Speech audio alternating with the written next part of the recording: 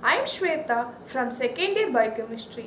Welcome to the marathon of book reading on the topic Search the Roots. I'm going to share my experience in the novel The Importance of Being Earnest by Oswald Wilde. Oswald Wilde was born on 16th October 1854. He was an Irish poet and playwright. After writing in different forms throughout the 1880s, he became one of the most popular playwrights in London. He is best remembered for his epigrams and plays. He is with of early death from meningitis at the age of 46. The Importance of Being Earnest is a unique comedy nicely written by Oscar Wilde, who is popularly known as one of the most eminent critics, short story writer, novelist, and dramatist in the Victorian age. The Importance of Being Earnest is a tribal comedy first performed on 14th February 1895 at the St. James Theatre in London. When the comedy was first performed, it arrives at the heart of the audience. It portrays beautiful plots, title, and theme. Play start with Algernon's in morning room. His friend Ernest arrives and asks about Algernon's cousin Gwendolen. Ernest has intention of marrying Gwendolen.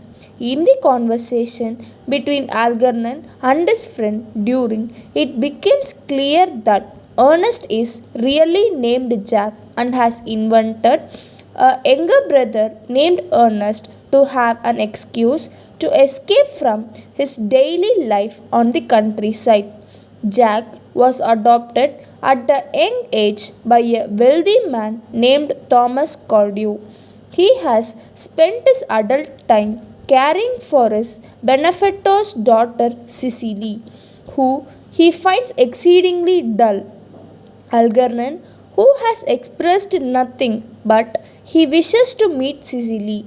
His conversation is interrupted by the arrival of Lady Bracknell and Gwendolen. Lady Bracknell is displeased that Jack is present and makes every attempt to keep Gwendolen at a distance. Gwendolen is also interested in Jack and ignores her mother.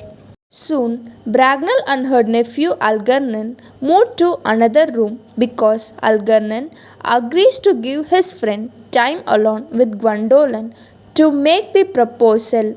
Ernest professes love to Gwendolen. The proposal is a total success with one exception. Gwendolen loves the false name Ernest. She cannot envision herself with a name by other name. Jack resolves to have his name changed as soon as possible and Lady Bracknell returns to the room with Algernon. When Gwendolen tells her mother that she is married, Bracknell dismisses her nephew and daughter and discusses the matter with Jack. She is very pleased at his wealth, but she is horrified by his origin when she discovers he was found by the generous Mr. Cardew in a handbag. In the other side, Cecily and her governess Miss Prism in the countryside at Jack's home. At that time, Algernon came and pretending to be his brother, he attempts to send Algernon continue speaking to Cecily, who makes it clear that, like Gwendolen, she cannot love or marry a man by other name than Ernest. Algernon quickly resolves to have his name changed as well as while Cecily is on her garden. Gwendolen appears looking for engaged to the same man. Until Algernon and Jack both return, they are confronted by the woman who lives there in the garden alone to dwell on their dishonesty. The four reunite and the woman forgives them for their lies, but they explain that they cannot marry a man without the name of Ernest.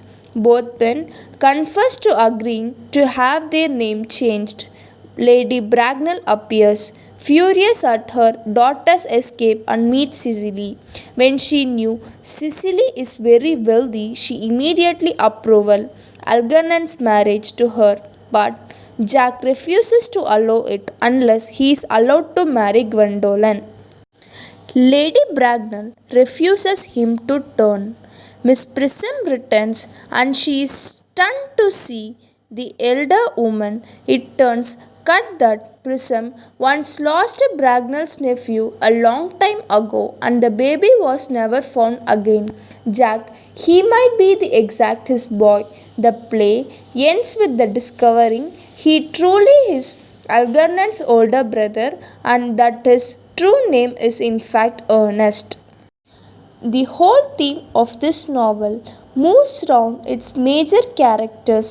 Both the male characters run after Ernest with view to winning the hearts of their sweetest love, Cicely and Gwendolen. In fact, the importance of being earnest is the best work of Oscar Wilde. Friends, I am glad to say that now I am very eager and cautious to read more novels and books. Friends, you try one and you too will feel this immense pleasure. Thank you.